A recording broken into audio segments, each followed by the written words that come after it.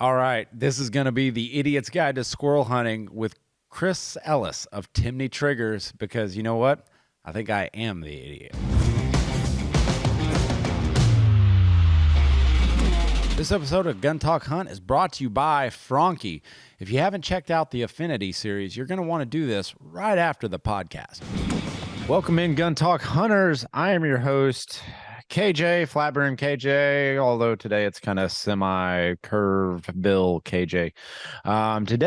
Today, I'll be honest with you. I'll be completely honest with you. Today is a selfish, very, very selfish podcast because I want to learn more about squirrel hunting, and there is nobody out there better than Timney Triggers, Chris Ellis. Chris, how you doing, man? Good, KJ. Appreciate it. And Merry Christmas. Merry Christmas, man. It's good to be alive. It's good. It's a good season. And squirrel season. All right, let's just jump right into it. So when I used to squirrel hunt as a kid, it was you go in the woods, you sit down, and man, you'll see a little bushy tail run by, and then there he is. That's your target. You do it a little bit different.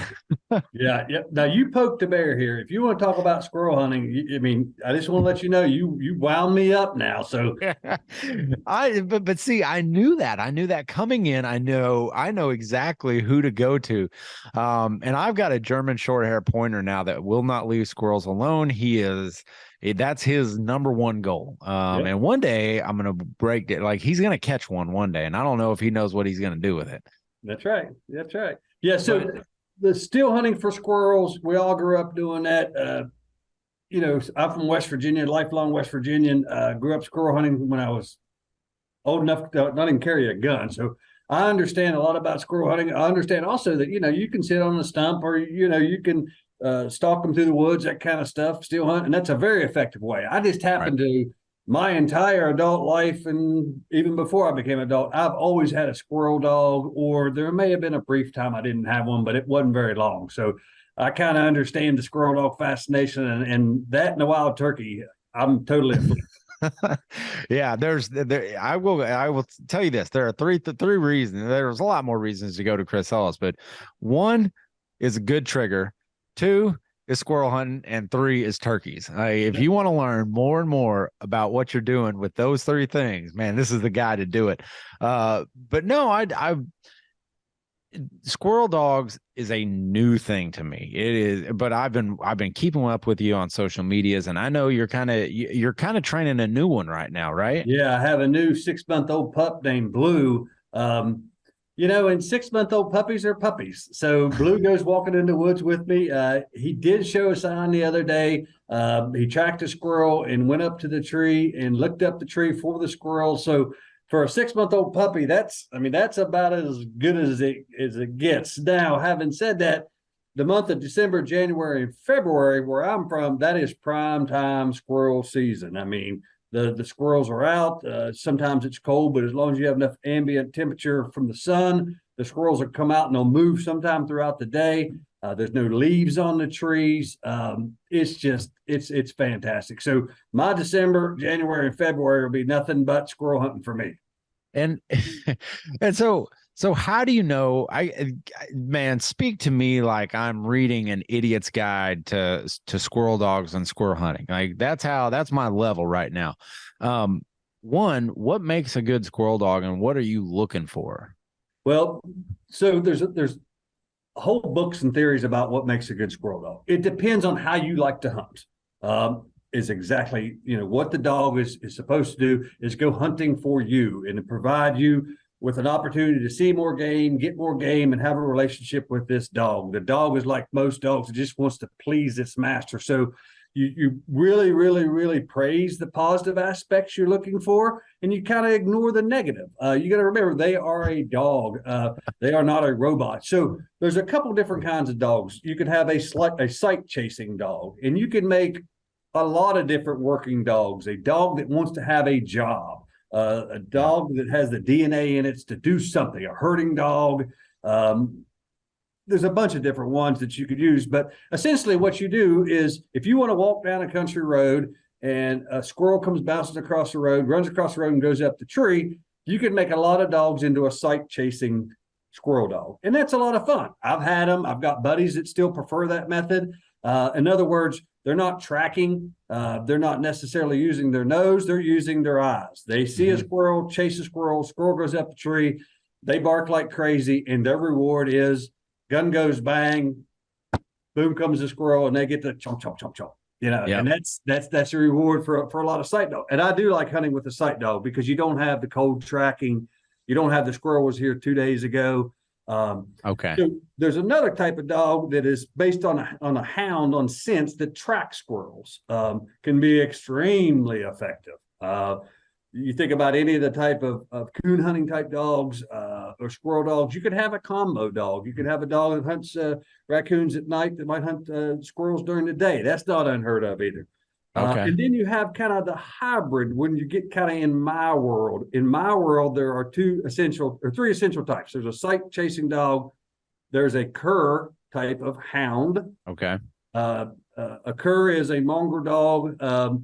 In my world in Appalachia that we think that came over with the hounds, many beginning American type things came over, kind of got introduced to native dogs, and eventually these dogs were great family pets, protectors. But a cur's job is to track this critter down, put it up a tree, and bark like hell and let you know. And I've had many curs. Thunder was one of my favorite curs. He was a fantastic dog.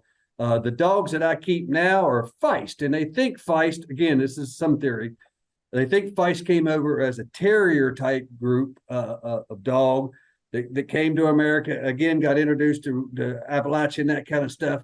And a Feist is a smaller dog, doesn't quite range, well, at times may not range quite as far. But also uses its ears, its eyes, and its nose to help you locate squirrels. The nice thing about a Feist is they don't typically go that far, although my main dog, the boogeyman, he gets out there quite a bit just because he knows that makes him happy and makes me happy. You have named your dog the boogeyman? Yeah, the boogeyman, because when my kids were little, they were into another reason I got the dogs is because the kids were little and right. Exciting. And we can talk about squirrel hunting with a 22, make sure it's accurate with any center fire scoped rifle out there. You start with a 22, scope 22, and find little targets way up on top of the tree. It's the same muscle memory if you're shooting a mule deer, an elk, or a whitetail at a greater distance. But anyhow, yeah, the joke was that, the dog's running through the woods and all of a sudden the squirrel stands up and goes, I'll be daggone, there is such thing as the boogeyman. Just about the time Boogie comes running in and puts it up the tree. Dude, that is the greatest. That terrifies me, and I'm not a squirrel. Yeah, that's the boogeyman. So the boogeyman is he's Blue's daddy. So the boogeyman, he's the best squirrel hunter. Man, doesn't matter. Best squirrel hunter I've ever been around. He has taught me more about squirrels. In different seasons, early season when it's a little bit warm and the leaves are on the canopy, all the way to late season when it's, all the deciduous trees are down with their leaves, and he's just a phenomenal. But I can tell by Boogie's bark at the tree whether he smells a squirrel, kind of fairly certain there's one up there. If he heard the squirrel, different bark. If he sees the squirrel, totally different bark. So I can tell whether he's dead nuts chased it up the tree, 110%, the squirrel's there, we're going to find it. Or if it's a puzzle he's trying to figure out, and there's been some squirrels there, they may be in their wintertime dens now, and he just letting me know, there's a squirrel up there. He's not real hot, but there's a chance we could find him. And that's 11 years with hunting a lot with a dog. But yeah, like you're talking about having a working dog or a hunting dog, it's in its DNA. Simply all you got to do is praise the positive. If he chases a squirrel and puts it up the tree and gets a reward, it don't take him long to realize that this is kind of a fun game for him.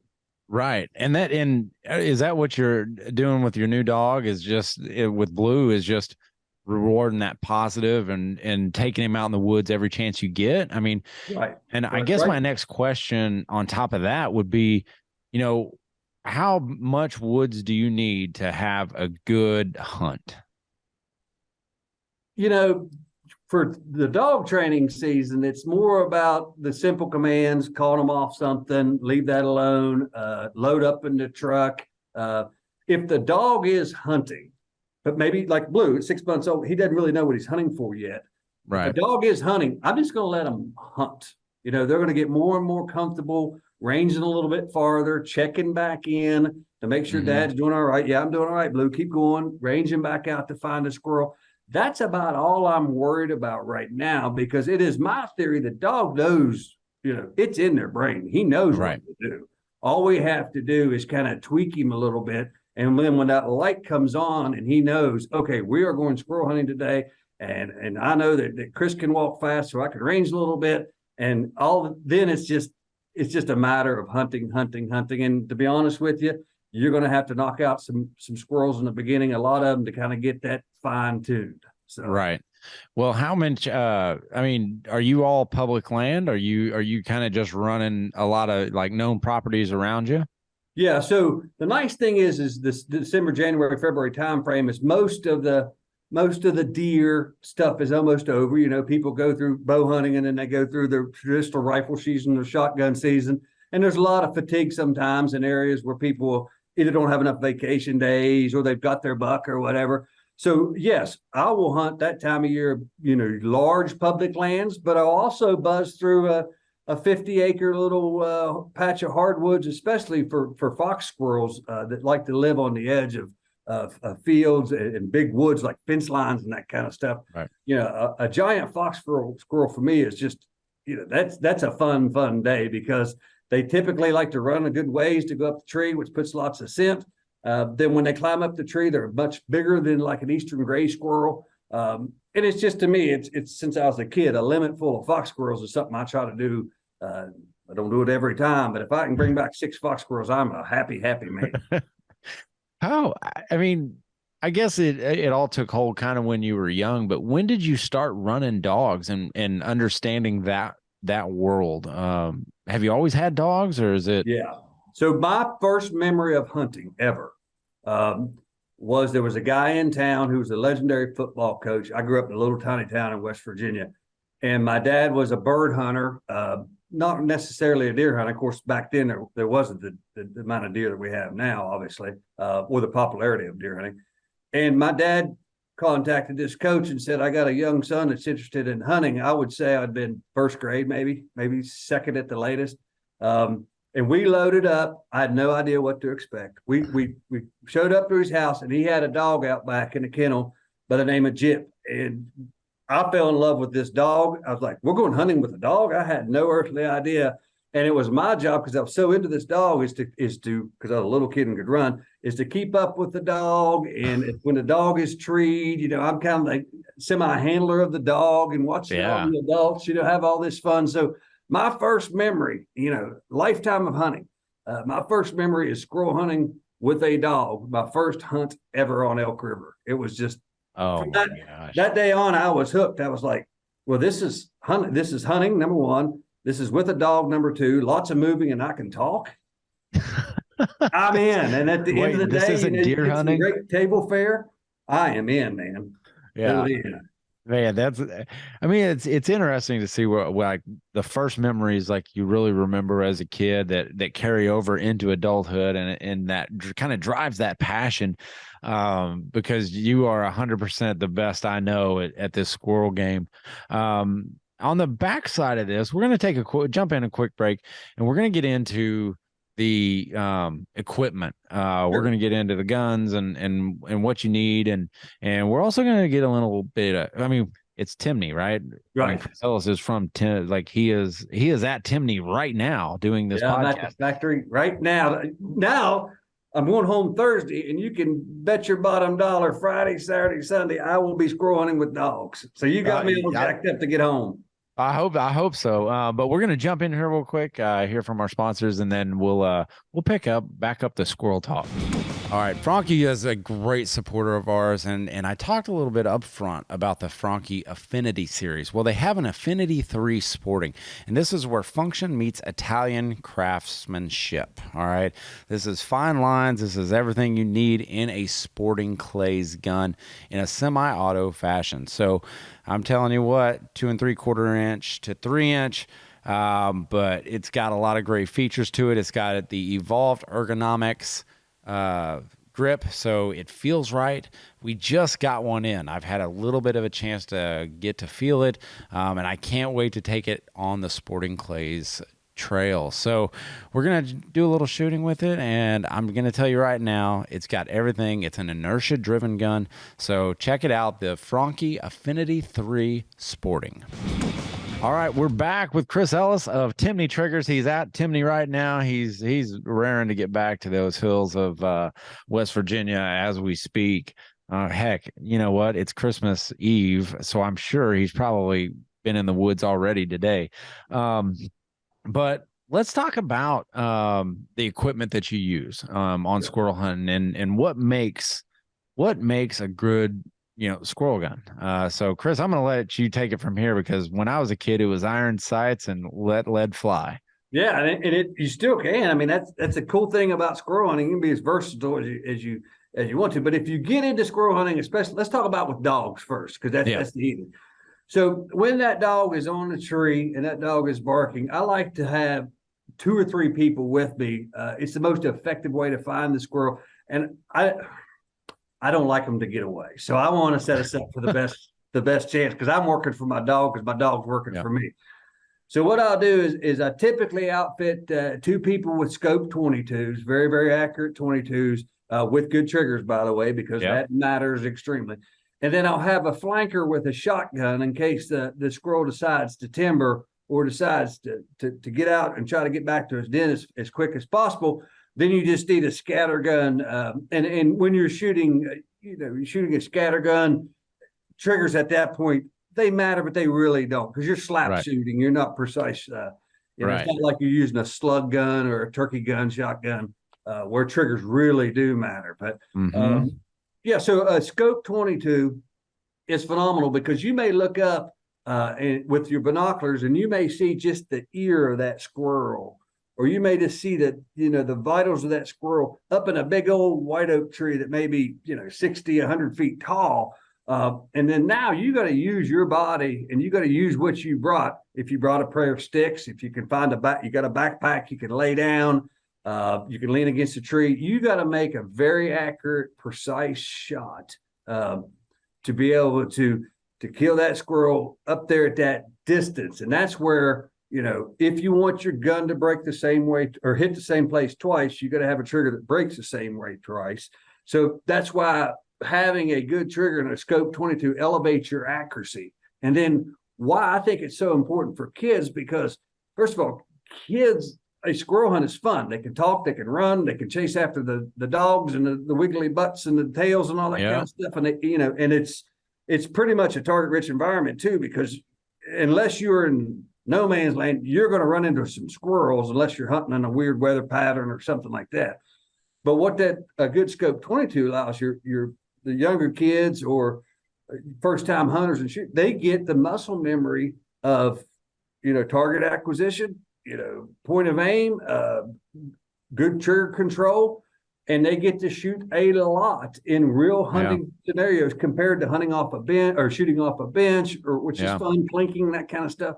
But that same muscle memory they're learning to, just like a golfer making a putt or a basketball player making a free throw, it's all muscle memory. Right. So if you could take that good trigger, get them trained and used to becoming more accurate, then that skill will carry on their whole entire hunting life, whether they become an elk hunter that wants to shoot, a long distance elk or a mule deer or whitetail, whatever. The same skills you learned on that little backwoods hunt with a couple squirrel dogs and a 22, real hunting scenarios with a scope rifle, with a good trigger, carries out throughout their whole hunting career. So what you don't want to do is get a kid or a new hunter frustrated because they got the point of aim perfect, but all of a sudden they're pulling the shot. Right. or they can't seem to get as accurate as they could with that rifle because of a mechanical issue, either a sloppy trigger or a gritty. You know what? We all know what bad Yep. trigger. Well, it's funny you mentioned, like, I mean, setting youth up for success, and man, it really does start at the trigger. What I do with my boys, and I've said it on this podcast before, and I'll say it like a million times more, is, man, dry fire practice. You know, when hunting season's coming up, they don't only hit the range, they hit the dry fire practice every night, and having consistency has elevated their shooting this year.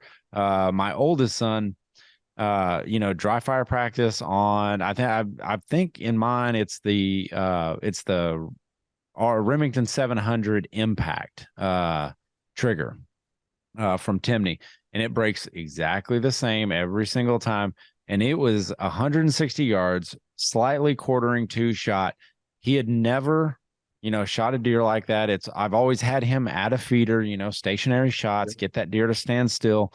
But this was his first time hunting outside of a feeder situation. Like, he was hunting out in the open. We are hunting. This is a deer. I had to stop it, slightly quartering two. And he goes, "Dad, slightly behind the shoulder." I was like, "Yep, send it." And I mean, just immediately leveled that deer. And wow. And I'm telling you, it could not have been done without consistency in the trigger. It set him up for complete success. And what I also like about the squirrel hunting aspect and taking youth out to do that is, man, the non-traditional ways to get solid in shooting positions. Yep. Talk a little bit about shooting positions. Yeah, I've known it my whole life, being a squirrel hunter, that, and I know my body as we get older, some things change. And as kids grow, things change. I don't have to tell you that. You feed them and give them enough water. You look up one day and they're huge.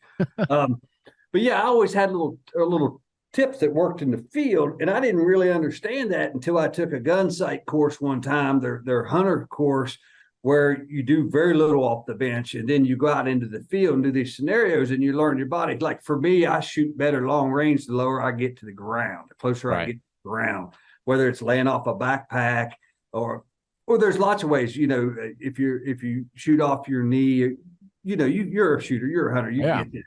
But what squirrel hunting allows you to do is you get that muscle memory down. Lots of times when I'm looking for a squirrel for a long time, and there's squirrels out a lot, and I'm a little bit fatigued, I'll lay on my back at the base of the tree and looking through my binoculars to find that squirrel. When I find that squirrel, I usually carry a short pair of sticks. I'll take those pair of sticks, and when I'm laying down, now I'm dead solid on that squirrel, and off to the races you go. And it's the same thing you do with a deer hunting or elk hunting or anywhere, Right. Like when I was elk hunting this year, I carried a backpack and I had a little really light tripod in there with a saddle, for a gun. Well, that evening when I got set up and the bulls were bugling and going nuts and reminding me of turkeys, it was a muscle memory, me getting the gun ready. Here comes an elk. I'm on those shooting sticks, sitting on my butt, my knees up, tucked in tight against a tree. I had a backpack there. And it was as solid as I could be. Did I carry a bench with me every time I was elk hunting? No, I don't carry a bench when I'm squirrel hunting. But you just learn those positions. And that's why a 22 for someone new and a younger shooter, they don't have to worry about their recoil, and they can shoot a lot. They can take it blinking. They can take it squirrel hunting. They can take it whatever they want. And at the end of the day, it's all about, having a good sight picture and when that trigger breaks. And then as you get into bigger game, it's all shot placement and bullet construction. Right. That's as simple as it can be. Well, squirrel hunting, and it also gives the opportunity to, you may elk hunt all week and get one shot. You may deer hunt for 4 days and get one shot. Well, if you're coming with me squirrel hunting, you're going to get a heck of a lot more than one shot, or I didn't Lots of shots. Yeah.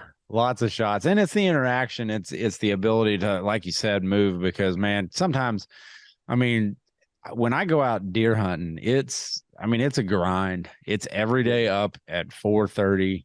We're out in the field, ready to go to our spot before the sun sets, about 40 minutes before the sun sets. And then we're, sitting there glassing. And if we happen to glass one, it's slow movements. It's getting into position. But man, sometimes it's a grind, and it's a quiet grind, like no Oh, noise. absolutely. And it's hard for a young shooter or a young hunter or someone that's inexperienced. It's hard to say, okay, let's crawl up before dark. Let's crawl into a tree stand or let's crawl into a blind. Don't make a whole lot of noise for the next 4.5 hours while you're freezing your yaps off. You know, I mean, that's I get it. We've all done it. That's what deer hunting is sometimes. It's a It weight is. game and it's effective. I get it. That's why I think, the refreshing thing of letting that dog go on a lead, you have no idea which way you're going. You have Right. no earthly plan. The only thing you know is the dog's hunting as hard as you are, and you go that direction. And when he Yeah. barks, you're hunting, but as more experience comes and you get, it's kind of like the different stages of deer hunting. When you first start deer hunting, you just want to go hunting. And then if you happen to get one, that's a big deal. Right. Then the next stage is you want to fill all your tags. And then you start maybe looking at, I only want to shoot, trophy bucks or whatever. Yeah. Then you get into this method thing where I only want to shoot them on public land with a flintlock rifle. I get all that. Yeah. I'm to the point now where I'm in that hand it back phase. Even this deer season, traditional Thanksgiving week in West Virginia, I didn't shoot a deer, but I could care less. I got one of my best friends, his two boys a deer. I got his nephew a deer. I got my daughter's boyfriend a deer. I didn't pull the trigger, meaning I had it set up to where they had a high success rate to kill it. I was tickled to death at the end of that week with the amount of kids and first timers and new hunters. I had a pole barn full of deer, and the kids were happy. Well, We're good. You look at it and that's the kind of the stage that I'm at too. And I mean, we always get to talk hunting and I always think like, what am I doing to give back to the sport that's given me so much? And that's just kind of the stage I'm at. Like I'm the same way as, I find more enjoyment out of getting other people deer, and that's part of the hunt that I love. Because man, now I've got to take someone new. You look at it like I'm taking someone brand new that hadn't hunted. And now I've got to get us two in position, then get on a shot, then break a clean shot.